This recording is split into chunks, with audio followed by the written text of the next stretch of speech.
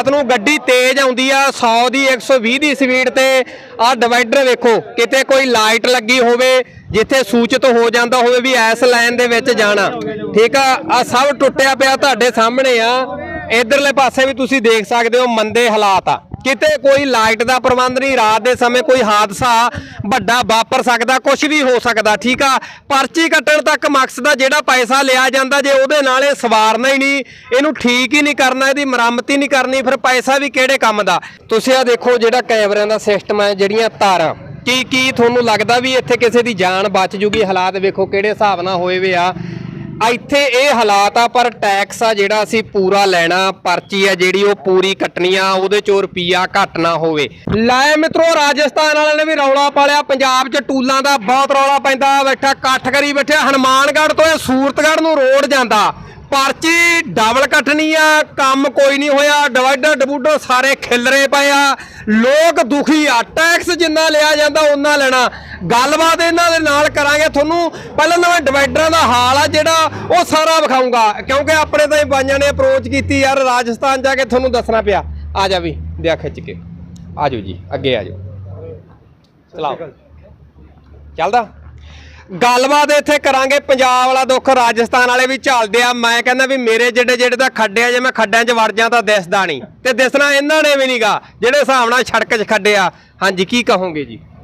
जी हम यहाँ W98 में राजस्थान की ओर से प्लस एक सूरतगढ़ में दोनों तरफ एक ज्वाइंट धरना हमारा चल रहा है जी जिसमें कि हम ये कहना चाहेंगे कि मैं एक देसी लैंग्वेज में बात करूँ हर चीज़ की जब आम सबको समझ आए कि भाई आज के टाइम में प्रमोशन किसी का होता है तो तब होता है जबकि जब प्रमोशन हो तो तनख्वाह बढ़ती है।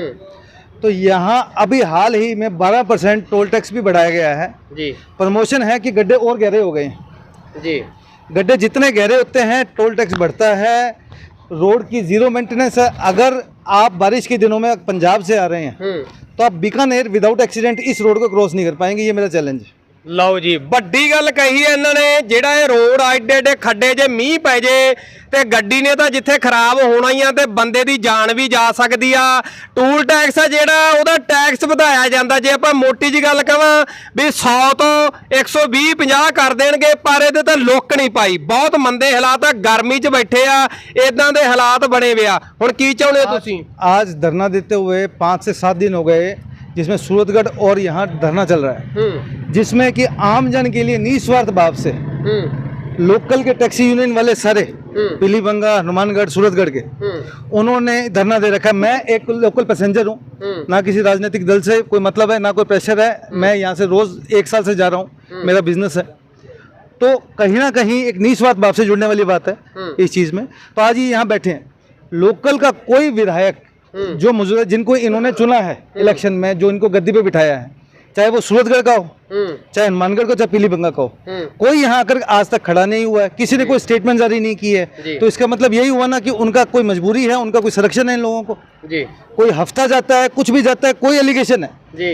नहीं तो आज उनसे एक प्रश्न किया जाए यहाँ के विधायकों से कि आम जन की समस्याएं जब मीडिया में आ चुकी है अखबारों में आ चुकी है फेसबुक पे वायरल हो चुकी है तो जो हमारे नेतागण है वो एसी चैम्बर में बैठने के लिए हम उनको चुनते हैं क्या? अगर हमने अपना ही खुद के लिए खुद ही लड़ना है तो ठीक है फिर इस बार हम इलेक्शन में वोट ही नहीं देंगे ना सारे ना हम देंगे ना हमारे परिचित गण देंगे ना ही हमारे रिश्तेदार देंगे जी।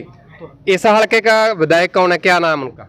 चौधरी विनोद कुमार हनुमानगढ़ से यहीं आए नहीं वो एक बार भी कोई स्टेटमेंट जारी नहीं है कोई यहाँ के खड़ा नहीं हुआ आज तक जी जी। तो ये बताइए इस बात के एक लॉजिक बनता है इस बात का कि उनकी कोई ना कोई मजबूरी है भाई। उनको तो अभी इलेक्शन आने वाले हैं जी उनको तो आम जनता के बीच में आएंगे तो उनको बेनिफिट है वोट्स का।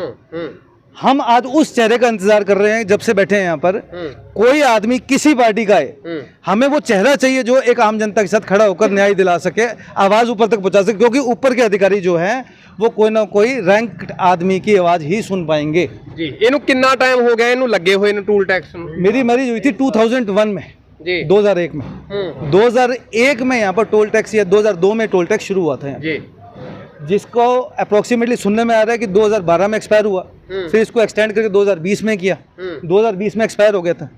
अब इनका कहना ये है टोल नाके वालों का कि हमें 2032 तक का सरकार ने और रिन्यू कर दिया जी। कल सरकार के महकमे की तरफ से RSRDC की तरफ से कोई AEN आए थे, इनकी पैरवी करते हुए कि भाई साहब आप धरना हटाओ यहाँ से, हमारी सरकार को रेवेन्यू का नुकसान हो रहा है। तो उनसे पूछा गया कि सर यहाँ पर मूलभूत सुविधाएं जो इनको अप्रूवल के वक्त आपने दी हैं क्या पूरी हैं? उन्होंने कहा ये तो मुझे पता नहीं होगी। तो इसका मतलब जो उनकी सुविधाएं, जो टिक मार्क, जो फॉर्मेलिटीज़ हैं, जो एक आवश्यकताएं हैं इनको अप्रूवल देने की, वो सब ऑफिस में बैठ के टिक की गई हैं। उनको ये नहीं पता गड्ढे कितने हैं, रोड के क्या हालात हैं, इस पर कोई एक्सपेंस किया है नहीं किया है, कोई एम्बुलेंस की सुविधाएं नहीं है। गड्ढे ऐसे हैं कि रोज़ मैं देखता हूँ कि रोज़ ट्रॉले पलटे होते हैं, ट्रैक्टर पलटे होते हैं, एक्सीडेंट्स हुए थे, लोगों के बम्पर टूटे होते हैं, टोचन करके गाड़ियाँ जा रही हैं, कोई घायल है, कोई कुछ है। प्लस सोने पे सुहागा, इन लोगों ने इससे भी आगे एक काम और बढ़िया एक उचित काम करके टोल टैक्स और बढ़ा सकते हैं ये लोग।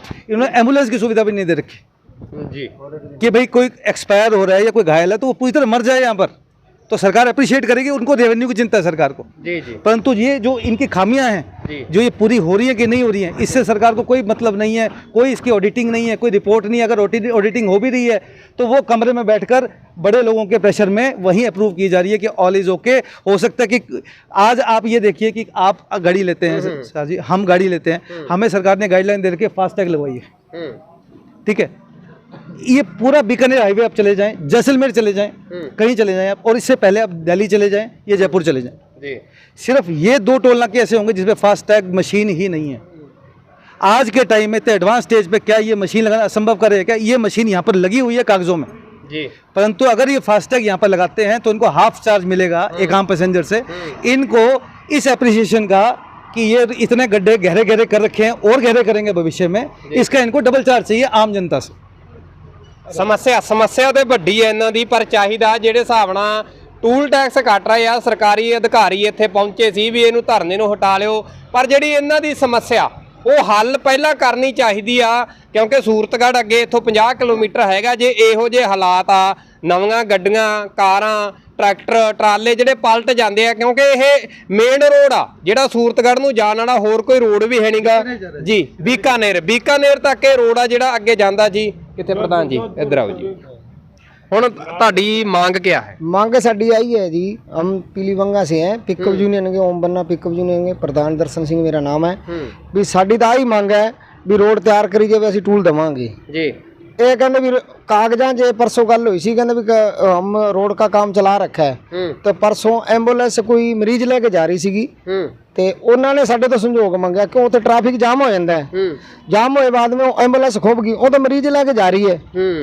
ਇਹਨਾਂ ਨੂੰ ਤਾਂ ਕੋਈ ਫਿਕਰ ਹੀ ਨਹੀਂ ਜੀ ਜੀ। ਉਹਨਾਂ ਨੇ ਫਿਰ ਫੋਨ ਕਰਿਆ ਸਾਨੂੰ, ਅਸੀਂ ਗਏ 10 ਬੰਦੇ ਉਹ ਐਂਬੂਲੈंस कढ़ा के आए जी, क्यों उत्थे एडे एडे खड्डे है जी, कोई काम नहीं है, कोई ऐसे नहीं है।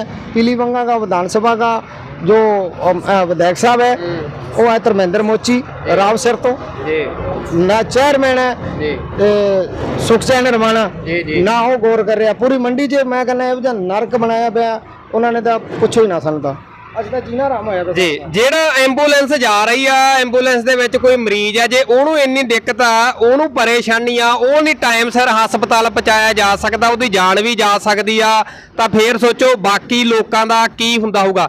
ਇੱਥੇ ਇਸ ਟੂਲ ਟੈਕਸ ਤੇ ਐਂਬੂਲੈਂਸ ਦੀ ਸੁਵਿਧਾ ਹੈ? कोई सुविधा नहीं है, पानी की भी सुविधा नहीं है, ना कोई लैटरिन ना बाथरूम ना कोई एम्बुलेंस है। चाहे बंदा इतने मरदा उथे मर जाए, इन्होंने कोई दिक्कत जी। नहीं। अगर टूल ना दे तो पीछे गाड़ी लगा देते हैं, वहां जाके पकड़ के उसको कूटते हो रहे हैं। उनके पास FI दर्ज भी चल रही है, कई इनके कांड कई हुए हैं। इस वास्ते साड़ी ताई हथ जोड़ के बेनती है भी सानू रोड बना देन, ਅਸੀਂ टूल देने ਨੂੰ ਤਿਆਰ हैं। ये फर्जी टूल है, ਇਹਨਾਂ ਕੋਲੇ ਤਾਂ ਭੁਜੀਆ ਖਾਣ ਨੂੰ ਕਾਗਜ਼ ਹੈ ਨਹੀਂ ਜੀ ਜੀ। ਹਾਂ ਇਹ ਕਹਿੰਦੇ ਵੈਸੇ ਮੰਗੇ ਆ ਵੀ ਜਾਂ ਤਾਂ ਰੋਡ ਬਣ ਜੇ, ਨਹੀਂ ਇਹ ਬੰਦ ਕੀਤਾ ਜਾਵੇ। ਤੁਹਾਨੂੰ ਮੈਂ ਹਾਲਾਤ ਵਿਖਾਉਣਾ, ਪਹਿਲਾਂ ਇੱਥੋਂ ਦੇ ਡਿਵਾਈਡਰ ਵੇਖੋ। ਸੜਕ ਬਣਨੀ ਬਹੁਤ ਬਹੁਤ ਦੂਰ ਦੀ ਗੱਲ ਆ, ਤੁਸੀਂ ਇਹ ਡਿਵਾਈਡਰ ਵੇਖੋ ਜਿੱਥੇ ਇਹਨਾਂ ਦਾ ਇਹ ਕੰਮ ਕਰਦੇ ਆ, ਠੀਕ ਆ। ਕੈਮਰੇ ਲੱਗੇ ਹੋਣੇ ਤਾਂ ਦੂਰ ਦੀਆਂ ਗੱਲ ਆ। ਇਹ ਲਾਈਟਾਂ ਵੇਖੋ, ਪਹਿਲਾਂ ਹਮ ਆ ਲਾਈਟਾਂ ਦੇਖੋ, ਟੁੱਟੀਆਂ ਹੋਈਆਂ ਤੁਹਾਡੇ ਸਾਹਮਣੇ ਆ, ਠੀਕ ਆ। ਕੁਛ ਇਹ ਚੱਲਦੀਆਂ ਨਹੀਂ ਗਈਆਂ ਤੇ ਜੀ।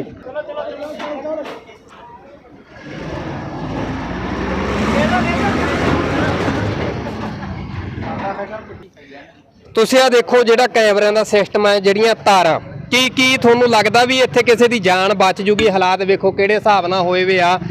ਇੱਥੇ ਇਹ ਹਾਲਾਤ ਆ, ਪਰ ਟੈਕਸ ਆ ਜਿਹੜਾ ਅਸੀਂ ਪੂਰਾ ਲੈਣਾ, ਪਰਚੀ ਆ ਜਿਹੜੀ ਉਹ ਪੂਰੀ ਕੱਟਣੀ ਆ, ਉਹਦੇ ਚੋਂ ਰੁਪਈਆ ਘੱਟ ਨਾ ਹੋਵੇ। ਕਿਉਂਕਿ ਇਹ ਇੱਥੋਂ ਦੇ ਲੋਕ ਨੇ, ਇੱਥੋਂ ਦੇ ਨਿੱਤ ਇਹਨਾਂ ਦਾ ਵਿਚਰਨਾ। ਟੂਲ ਟੈਕਸ ਦਾ ਮਤਲਬ ਇਹ ਹੁੰਦਾ ਕਿ ਉੱਥੇ ਜੇਕਰ ਕਿਸੇ ਦੀ ਇਸ ਰੋਡ ਤੇ ਗੱਡੀ ਵੀ ਖਰਾਬ ਹੁੰਦੀ ਆ, ਉਹਨੂੰ ਸਹੀ ਟਿਕਾਣੇ ਤੇ ਪਹੁੰਚਾਉਣਾ ਇਹ ਟੂਲ ਦੀ ਜ਼ਿੰਮੇਵਾਰੀ ਹੁੰਦੀ ਆ। ਠੀਕ ਆ, ਇੱਥੇ ਐਂਬੂਲੈਂਸ ਵੀ ਖੁੱਭ ਜਾਂਦੀ ਆ ਖੱਡਿਆਂ 'ਚ, ਉਹਨੂੰ ਵੀ ਨਹੀਂ ਕੋਈ ਪਹੁੰਚਾ ਰਿਹਾ। ਹਾਲਾਤ ਆ ਤੁਸੀਂ ਇੱਥੇ ਵੇਖ ਸਕਦੇ ਹੋ, ਪਰਚੀ ਆ ਉਹ ਜ਼ਰੂਰ ਦੁੱਗਣੀ ਕੱਟੀ ਜਾਣੀ ਆ। ਹੋਰ ਵੀ ਤੁਹਾਨੂੰ ਬਹੁਤ ਸਾਰੀਆਂ ਚੀਜ਼ਾਂ ਜਿਹੜੀਆਂ ਮੈਂ ਦਿਖਾਉਣਾਗਾ, ਇਹ ਦਿਖਾਤਾ ਜੀ। ਇੱਕ ਹੋਰ ਚੀਜ਼ ਵੇਖੋ, ਰਾਤ ਨੂੰ ਗੱਡੀ ਤੇਜ਼ ਆਉਂਦੀ ਆ 100 ਦੀ 120 ਦੀ ਸਪੀਡ ਤੇ। ਆਹ ਡਿਵਾਈਡਰ ਵੇਖੋ, ਕਿਤੇ ਕੋਈ ਲਾਈਟ ਲੱਗੀ ਹੋਵੇ ਜਿੱਥੇ ਸੂਚਿਤ ਹੋ ਜਾਂਦਾ ਹੋਵੇ ਵੀ ਇਸ ਲਾਈਨ ਦੇ ਵਿੱਚ ਜਾਣਾ। ਠੀਕ ਆ, ਆ ਸਭ ਟੁੱਟਿਆ ਪਿਆ ਤੁਹਾਡੇ ਸਾਹਮਣੇ ਆ।